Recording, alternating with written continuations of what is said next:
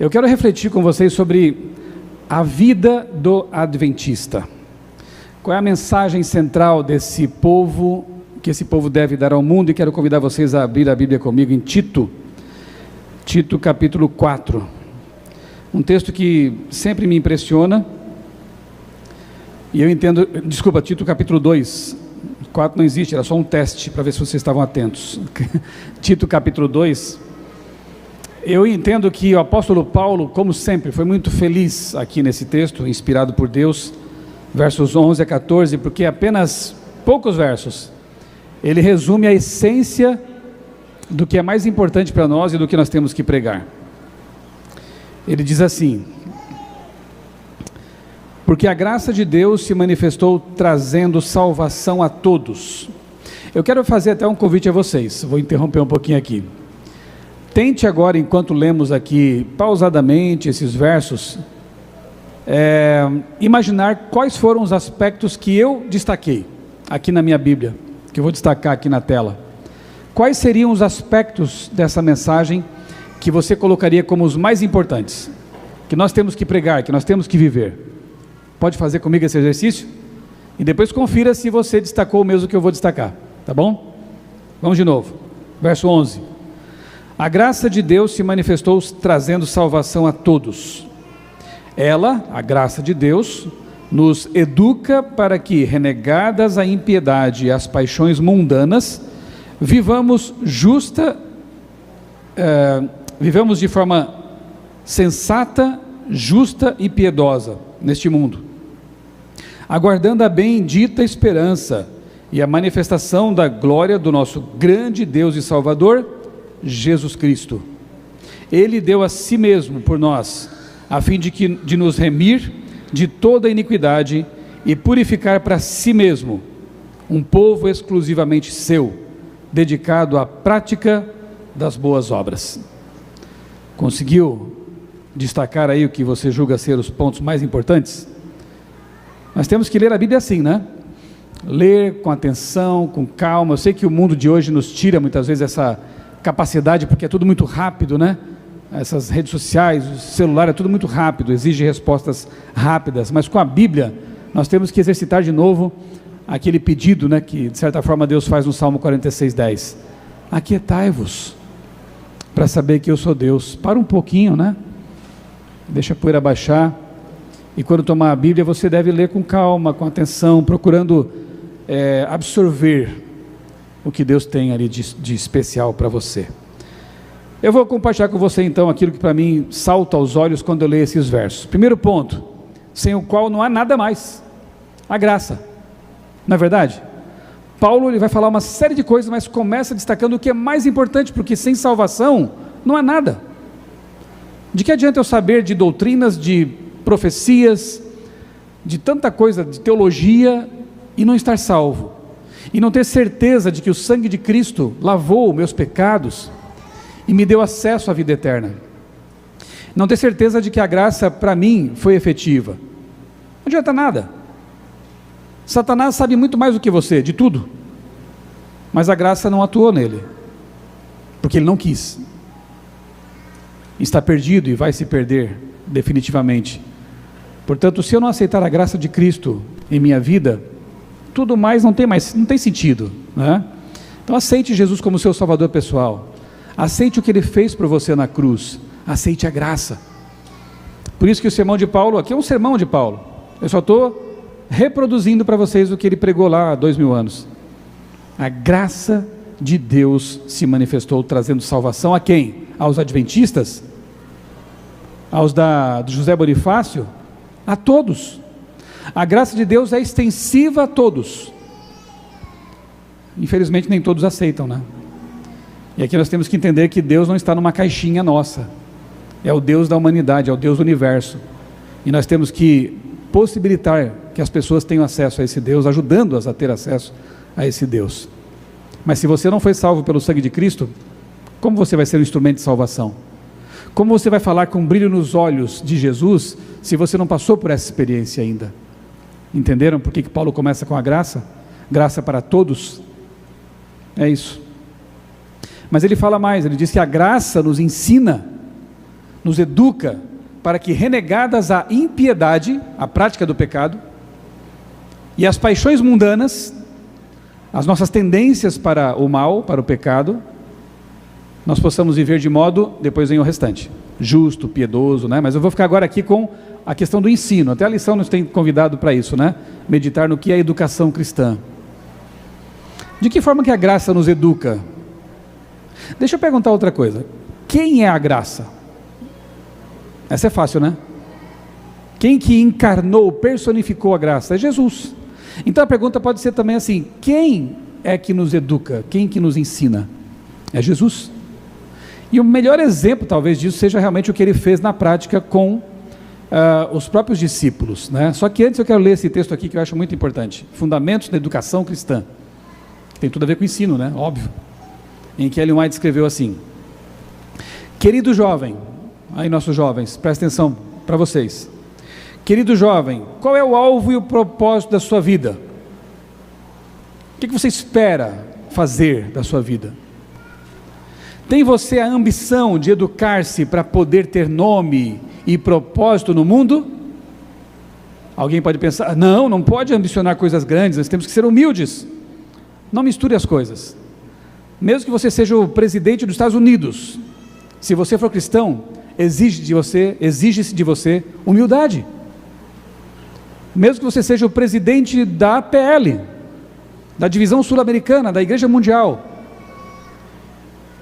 exige de você humildade. Então ela diz, você tem ambição de ser grande? Tem pensamentos que não ousa exprimir, de poder um dia alcançar as alturas da grandeza intelectual? Será que é pecado eu desejar um dia ser um pastor? Ser um presidente? Um líder? Será que está errado eu querer sonhar com isso? O que ela diz aqui? De poder assentar-se nos conselhos deliberativos e legislativos, cooperando na elaboração de leis para a nação? Será que é pecado eu sonhar um dia ser um advogado? Um promotor? Um desembargador? Será que está errado sonhar com isso? Não há nada de errado nessas aspirações. Cada um de vocês pode estabelecer um alvo. Vocês não devem se contentar com realizações mesquinhas, pequenas. Estabeleçam alvos elevados e não poupem esforços para alcançá-los. Olha que bonita essa admoestação. Jovens, sonhem alto, mas coloquem a carreira de vocês nas mãos de Deus. Coloquem a graça acima de tudo. Se você viver pela graça, se você viver essa amizade com Jesus, Ele vai guiar seus sonhos e poderá mostrar se o seu sonho está errado também. Eu contei recentemente uma experiência que eu guardo no coração, uma grande lição que meu pai me deu. Meu pai faleceu faz 2 semanas, lá em Santa Catarina. Ele teve Covid e em seguida teve uma encefalite, e foi essa encefalite que o levou à morte. Um homem saudável, 73 anos, estava muito bem, jogava futebol até antes da pandemia. Foi uma experiência dura para nós. E eu estava lá, lembrando de muitas coisas ali na cidade de Criciúma. Passei um tempo lá com a minha mãe, com as minhas irmãs, e me lembrei da grande lição que meu pai me deu quando eu era criança. Meu pai, ele não morreu como adventista, mas nós temos certeza de que ele teve uma experiência com Deus. Nos últimos dias dele, eu tive o privilégio de ser o pastor dele. Eu sonhava batizá-lo, não tive essa experiência, mas tive outra experiência. Eu pedi a Deus que eu pudesse estar do lado dele nos últimos momentos dele, e Deus atendeu essa oração. Meu pai estava em coma já fazia 2 meses, e eu estava ali naquele domingo à tarde, quando vi que ele abriu os olhos, corri para o lado dele, segurei a mão dele e pude reafirmar uma série de coisas que eu sempre tinha dito para ele, especialmente que Deus perdoa os pecados e salva. E por outras coisas que não dá tempo de contar aqui, nós temos certeza como família que meu pai aceitou Jesus. Então isso para mim já foi tudo, né? A coisa mais importante. E a lição que meu pai me deu uma vez, quando eu tinha lá meus 13 anos, o que acontece? Naquele ano, eu me juntei lá com alguns amigos da escola, bagunceiros, só queriam ficar desenhando. Eu gosto de desenhar também, não tinha mais tempo para isso agora, mas... E nós sentávamos no fundo da sala e só ficávamos desenhando e batendo papo. enquanto a aula acontecia. Não deu outra. Vários de nós reprovamos naquele ano. Eu reprovei matemática. E meu pai sempre foi muito exigente. Eu pensava, e agora como é que eu vou contar para meu pai? Chegar em casa com um boletim reprovado. Vai ser duro. Mas eu tinha que enfrentar, né? E contei para meu pai. Ele me surpreendeu porque reagiu de forma tranquila. Ok, ano que vem a gente vê o que faz. E ele fez. Eu tinha 14 anos, ele me colocou para trabalhar com ele numa metalúrgica. Meu pai havia falido, ele tinha uma firma, uma metalúrgica, e nos anos 80, isso, né? Crise que o Brasil passou, meu pai faliu. Então ele alugava o espaço de uma metalúrgica de um amigo dele, e ali trabalhávamos fim de semana, durante a semana também. Eu estudava de manhã, então, e à tarde ficava na metalúrgica com meu pai. Às vezes domingo tinha que produzir lá peças para as minas de carvão, aprendi a soldar, esmerilhar, cortar metais. Essa foi a parte boa. A parte dura era que tinha que trabalhar demais, e às vezes os amigos na praia, eu estava ali trabalhando com meu pai. Não podia reclamar. Foi a lição. E a gente produzia, entre outras coisas, caixinhas de luz. Sabe essas caixinhas que vão na parede para você parafusar o espelhinho, né, o interruptor? Essas caixinhas que não aparecem, mas estão lá. A gente fazia milhares e milhares dessas caixinhas de luz. Uma vez meu pai falou assim para mim: vai comprar pão na padaria. Eu estava com a roupa toda suja do trabalho, suja de graxa. E eu disse: pai, mas eu estou todo sujo. Vá assim mesmo, porque essa sujeira é uma honra, é o trabalho. Eu pensei bem, ele tem razão. Ele tem razão. E várias vezes eu fui à padaria comprar pão e leite com aquela roupa suja do trabalho. Um dia nós tínhamos terminado de empacotar, embalar milhares de caixinhas de luz. Meu pai chegou para mim, pegou uma delas e falou assim: você viu como é dura essa vida aqui? É um trabalho nobre, como todos são, mas tem coisa melhor, filho. O que você prefere? Ficar aqui sujando a mão de graxa, por mais nobre que seja esse trabalho, ou você prefere estudar? O que vocês acham que eu fiz? Não parei até hoje. Quero estudar mais, quero fazer doutorado, quero fazer outras coisas também. A lição que meu pai me deu bastou. No ano seguinte eu fui quase que o melhor aluno da escola. Deus às vezes permite que a gente passe por coisas difíceis para aprender o que é melhor. O meu pai, sem querer, me ensinou uma lição espiritual, mesmo não sendo alguém que buscava a Deus. Porque eu apliquei isso para a minha vida espiritual. Escolher entre o bom e o excelente. Não ficar preso numa caixinha, sabe? Limitar nossos sonhos, nossas esperanças, nossas ambições. Não fique na caixinha, saia da caixinha. Você pode ser grande para Deus. Ali onde você está, talvez mesmo, mas ambicione coisas grandes para Deus. Olha o que o texto inspirado nos diz: sonhe, mas sonhe com Deus, nunca sem Ele, porque daí a grandeza pode ser uma perdição para você. Lembra da caixinha de luz? Toda vez que eu vou colocar um vírus na tua cabeça agora, toda vez que você acender um interruptor, uma lâmpada, você vai lembrar dessa história da caixinha de luz, combinado? E você vai lembrar que Deus quer que você saia da caixinha e que você sonhe grande, tá bom? Eu coloquei um vírus na tua cabeça agora, que eu espero que funcione e te ajude sempre. Jesus conviveu 3 anos e meio com os discípulos. Quem eram eles? A maioria deles iletrados, homens simples, pescadores, alguns até bem rudes. Mas quem se tornaram 3 anos e meio depois? Não é maravilhoso ver o que eles se tornaram com Jesus, tendo esse curso intensivo com o maior professor do universo, o Mestre Jesus Cristo. E Ellen White fala que realmente eles se tornaram grandes pessoas para Deus. 1 Pedro 3,15 para mim é uma diretriz de vida. O apóstolo Pedro, um desses transformados, escreveu: estejam prontos para dar a razão da esperança que há em vocês, mas façam isso com mansidão.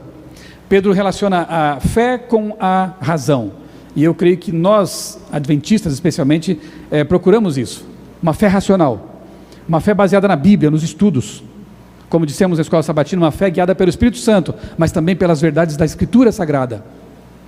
Mas quando você for responder, faça com mansidão, com amor, não para bater e ganhar discussões, não é esse o propósito, é para salvar. A graça salvadora, começa assim o sermão de Paulo. O que mais que esse texto nos ensina? Que aquele que foi salvo pela graça, aquele que foi educado pela graça, deve viver de que jeito? Sensata, justa e piedosamente. Vamos recapitular? Primeiro vem a graça, a salvação. Sem isso não há nada. Primeiro você é salvo por Jesus. Primeiro, você recebe os méritos dele. Segundo, você é educado por essa graça, porque você não vai parar ali, uma vez salvo, salvo para sempre. Falso. Você tem que continuar essa experiência com Deus. Então todos os dias você busca a mesma graça, todos os dias você ora a Deus, você lê a Bíblia, você busca testemunhar, você anda com Jesus todo o tempo. Aí a graça vai te educando. Sabe, eu sei as coisas ruins que eu também herdei do meu pai. Ele era bem intolerante também, era bem duro, e às vezes esse homem lá de dentro tenta se manifestar na família, com irritação. Eu às vezes penso em dizer alguma coisa para minha esposa, para os meus filhos, e o Espírito Santo vem e sopra: não diga, não fale. Eu sei o bicho, o monstro que eu tenho lá dentro, que Deus refreia porque eu peço para Ele. Então, jovens, irmãs, casem-se com rapazes que buscam a Deus, porque ele até pode ser um bichinho, mas Deus vai segurá-lo. Rapazes, procurem moças que temem a Deus. Quando eu era solteiro lá em Florianópolis, ainda tinha minha franja nos olhos, eu pedi a Deus uma moça que não só fosse cristã, mas uma moça missionária, uma moça dedicada a Deus, e bonita, porque Deus é o Criador do universo, para Ele tudo é possível, e Ele me deu tudo o que eu pedi. A minha companheira, aquela que vê minhas lágrimas no travesseiro, aquela que é o amparo de todos os momentos, presente de Deus. Eu pedi para Deus. Uma vez que você recebe a graça salvadora, que te educa, que te abranda, que te torna um melhor homem, um melhor pai de família, um melhor colega de trabalho, uma mulher melhor, uma melhor mãe, uma melhor colega de trabalho, essa graça que te educa, te transforma, ela te faz viver desse jeito, ó, com sensatez, bom senso. Como é importante isso hoje em dia, como tem tanto falta de bom senso hoje em dia, no mundo real e no mundo virtual, como as pessoas julgam, condenam, falta de justiça, como esse mundo carece de justiça, e falta de piedade. O que é piedade? Você sabe o que é impiedade, né? Piedade é o contrário de impiedade, é uma vida santificada. Somente podemos ser santos pela graça de Cristo, porque nós não somos santos. É um paradoxo, né? Não há um santo sequer nesse mundo, um justo, mas nós somos chamados de santos e justos, porque Jesus nos faz assim. Então é pela graça, pelo poder de Deus que nós podemos ter esse tipo de vida que humanamente é impossível. Uma vida com sensatez, uma vida justa, uma vida piedosa. É essa vida que eu quero viver. Nem sempre acerto, às vezes eu escorrego, mas eu peço que Deus me coloque no caminho de novo. E uma vida de espera. Isso é esperança, né? Esperar.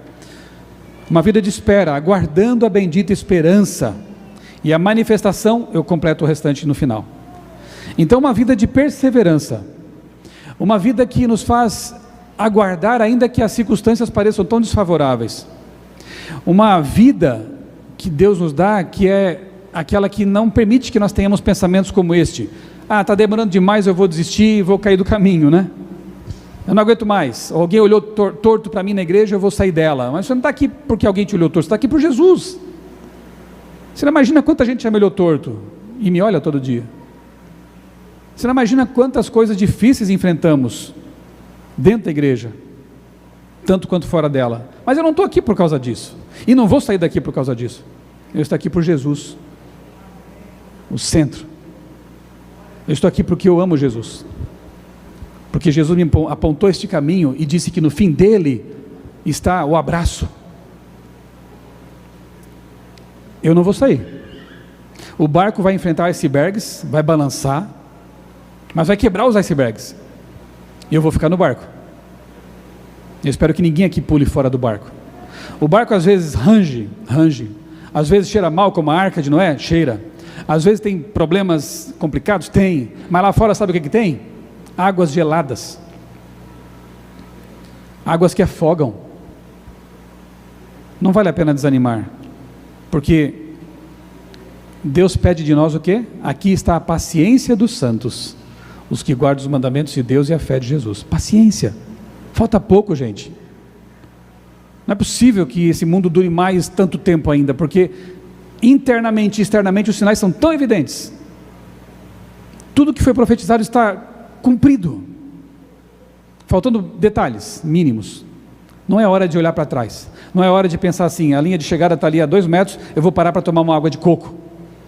Não pare agora, dê mais os passos finais. Pensar em sair da igreja agora é loucura.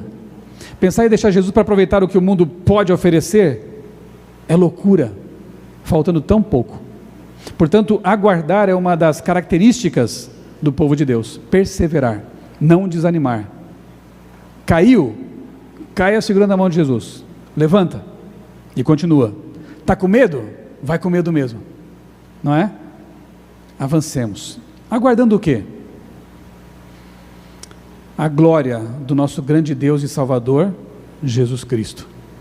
Nesse verso, Paulo derruba algumas mentiras, heresias teológicas, segundo as quais Jesus seria apenas um revolucionário, seria apenas talvez um semideus originado em algum momento da história eterna. É até estranho falar isso, porque se é eterno não tem começo. Como é que ele pode ser gerado? Se ele é o pai da eternidade, segundo Isaías. Como ele pode ser gerado se ele é chamado ele se chamou de o eu sou, o mesmo eu sou que lá em Êxodo 3,14 se apresenta para Moisés e diz: eu sou, te manda libertar o povo do Egito. Jesus ele se linka com aquele Deus, e é tão claro isso que os judeus quiseram apedrejá-lo por blasfêmia. Eles entenderam o que alguns hoje não entendem, que Jesus é Deus. Se disse Deus, é o alfa e o ômega, não é o beta. Porque se ele fosse criado pelo pai, digamos assim, em algum momento, ele seria o beta e não o alfa. Ele é o A e o Z, é o primeiro e o último. João deixou muito claro isso em seu evangelho. Ele no princípio era o verbo estava com Deus e ele era Deus. Todas as coisas foram feitas por ele, e sem ele nada do que foi feito se fez. Se todas as coisas foram feitas por ele, como é que ele pode ser feito? Deu para entender? Aí alguns antitrinitarianos têm que manipular o texto, distorcer o texto para dizer algo assim: todas as outras coisas foram feitas por ele. Isso não está no original grego. O grego diz: todas as coisas foram feitas por ele. E se ele fez tudo, ele é Deus, é o Pai da eternidade, é o príncipe da paz, é o Deus eterno. E Paulo lembra a gente nesse verso aí. Quem que nós estamos aguardando? É um Deus secundário? É um semideus? É alguém que Deus criou para dizer assim: vá lá morrer por eles? Quer saber? Eu seria ateu se fosse assim. Espera aí, nós nos metemos numa enrascada, Deus fala que nos ama e cria um semideus para morrer pela gente, dizendo assim: eu não vou, mas ele vai. Eu não aceito isso, porque eu, como pai, se eu visse minha casa pegando fogo, eu não diria para o vizinho: vá salvar meus filhos. Eu entraria nas chamas, mesmo que morresse. Você que é pai não faria o mesmo? Como crer num Deus que faria algo diferente de morrer por nós? Na cruz quem morreu foi Deus, o teu Criador. É isso que Paulo está dizendo. Você está aguardando o abraço do teu Criador, aquele que te fez e fez o universo. Um dia vai te olhar nos olhos e vai te dar um abraço e dizer: acabou. Eu vou secar tuas lágrimas, e você viverá para sempre comigo, o teu Criador, o teu Pai. É isso que nós aguardamos. Não é bom demais? Esse mundo é um pesadelo do qual nós acordaremos. O céu não é um sonho, esse mundo é um pesadelo. O céu é real, é a vida que Deus projetou para nós, planejou para nós. E o texto termina dizendo que Deus, ele se entregou por nós, Jesus se entregou por nós a fim de nos remir de toda maldade e purificar para si mesmo um povo particularmente seu. Deus tem o seu povo, sim, dedicado à prática de boas obras. Ele tem um povo visível, você sabe disso, e um povo invisível. O povo invisível tem que saber disso. O povo invisível é aquele que ele diz: sai dela, povo meu. Lá em Babilônia tem muito povo de Deus, muita gente sincera, que talvez esteja praticando mais a luz que tem do que nós que temos tanta. Deus tem um povo particularmente seu, e esse povo ele está conduzindo para o encontro, para a volta de Cristo. Qual é a nossa missão neste mundo? Você já pensou nisso? Apocalipse 14, né? Ellen White diz nesse texto aqui, Testemunhos Seletos, o seguinte: pastor, tenho mais 10 minutos? 5? É isso aqui, dá tempo. Vocês estão com fome? É que quando eu falo eu perco a fome, então está tudo bem para mim. Em sentido especial foram os adventistas do sétimo dia, a história dos quais eu contei há pouco, postos no mundo como vigias e portadores de luz. A eles foi confiada a última mensagem de advertência a um mundo a perecer. Sobre eles incide maravilhosa luz da palavra de Deus. Confiou-se-lhes uma obra da mais solene importância, a proclamação da primeira, segunda e terceira mensagens angélicas. Nenhuma obra há de tão grande importância. Não devem eles permitir que nenhuma outra coisa lhes absorva a atenção. Prestou atenção? Isso não faz de nós, repito, um povo que deve se orgulhar, porque Laodiceia também é uma mensagem para nós, não esqueça. Isso nos faz perceber que temos uma missão solene e um peso nas costas, porque ninguém mais está pregando isso. Ninguém mais está pregando essas 3 mensagens. Não conheço. Que dizem o quê? Abra lá a Bíblia em Apocalipse, vamos lá? E aqui eu quero encerrar com esse texto, Apocalipse capítulo 14. Um texto que fala dos redimidos, né? A multidão, os 144 mil já na glória. Aquela coisa que a gente já aprendeu nas lives do Apocalipse, né? Que João, ele faz alguns flashbacks, ele avança, depois tem outra visão que retrocede no tempo, né? E as pessoas nem todos entendem isso e acham que tudo é cronologicamente linear. Não é assim, tanto é que no capítulo 13, você conhece ali o texto, né? Há uma batalha descrita, bestas perseguindo o povo de Deus, e o capítulo 13 termina com uma nota amarga, de que o povo de Deus parece que perdeu. Mas aí vem o 14, que mostra que o povo de Deus venceu pelo sangue do Cordeiro. Estão já na glória, e de repente João volta no tempo para contar qual era a mensagem que eles tinham pregado, que são as 3 mensagens angélicas. Não é interessante? Ele avança para o futuro, mostra a glória, a salvação, a vitória sobre as bestas, e aí ele retrocede no tempo para dizer: esse povo fiel, vencedor, salvo, pregou essa mensagem. Que mensagem? Eu não vou ler aqui todos os versos, o tempo está avançado, mas você sabe que a partir do capítulo, do verso 6, por exemplo, aqui, né? Vi outro anjo voando pelo meio do céu, tendo um evangelho eterno para pregar aos que habitam na terra, a cada nação, tribo, língua e povo, dizendo com grande voz: temam a Deus e deem glória a Ele, pois é chegada a hora do seu juízo, e adorem aquele que fez o céu, a terra, o mar e as fontes das águas. Esse verso é extraído, é um copy-paste, né? Copiar e colar de Êxodo 28 a 11. Mandamento sábado. Há muitos criacionistas hoje no mundo, louvado seja Deus por isso, mas só nós temos pregado que os dias são literais, de 24 horas, está na Bíblia, e Deus é o Criador, podia ter feito em 6 segundos, mas Ele soberanamente escolheu fazer em 6 dias, eu aceito, está escrito, o original hebraico me mostra que é assim, o mandamento repete isso, Jesus fala disso, e guardam o sábado como memorial dessa criação. Há muitos criacionistas hoje falando sobre Deus, o Criador, louvado seja Deus por eles, mas não falam a mensagem completa. Não estão dizendo para as pessoas: olha, o sábado permanece, é um mandamento eterno, até na nova terra vai ser guardado, e Ele sempre vai nos lembrar de que o Deus Criador é o Deus da Bíblia. Então por que não guardar esse mandamento? Por que os 9 são corretos? Esse aqui não é bem assim. Por quê? Se eu sou fiel à palavra, eu vou fazer o que Jesus fez, o que Paulo fez, o que Maria fez, o que todos eles fizeram. Guardaram o sábado, porque reconheciam o Senhor como o Criador do universo. Quem está pregando isso no mundo hoje? E se nós pararmos, quem vai pregar isso? Percebeu a importância? E depois vem porque as 3 mensagens, elas são um anúncio e uma denúncia, né? Elas anunciam o Deus que vem, o juízo que estava se processando, mas denuncia também a obra de contrafação de Babilônia.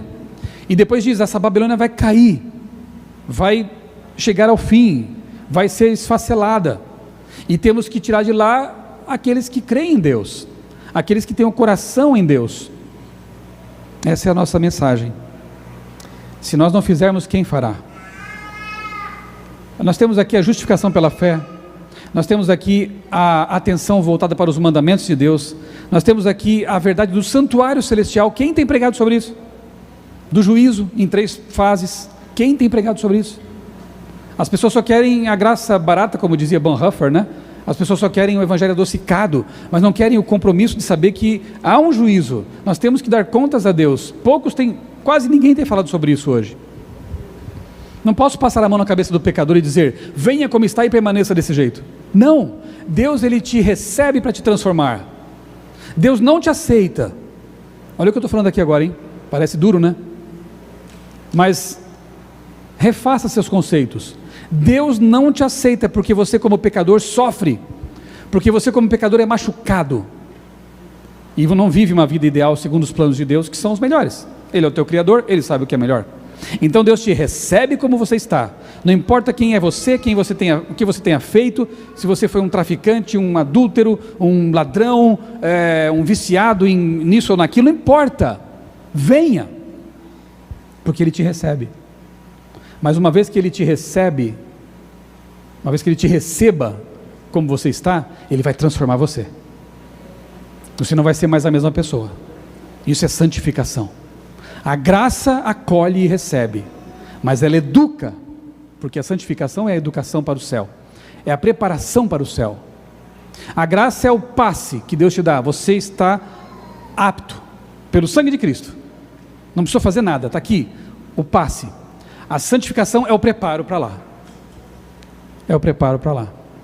Tem gente que só quer saber da graça e o passe, mas não quer saber da santificação, quer permanecer como está. Não dá. E nem vai te fazer feliz isso. Uma vida dupla. Entregue-se, solte-se nos braços de Deus e diga: Senhor, faz em mim o que tu queres. Muito bem. Que Deus nos ajude a entender que essa é a mensagem que temos que dar ao mundo. A igreja tem muitas frentes de trabalho e eu louvo a Deus por elas. Nós temos Quebrando o Silêncio, nós temos Impacto Esperança, nós temos hospitais, nós temos clínicas, nós temos publicadoras, nós temos sanatórios, nós temos escolas.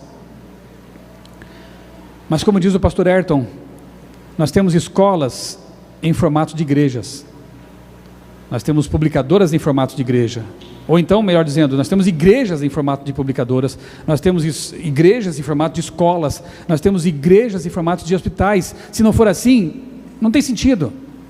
Já existem bons hospitais no mundo, já existem boas escolas no mundo, já existem boas editoras no mundo.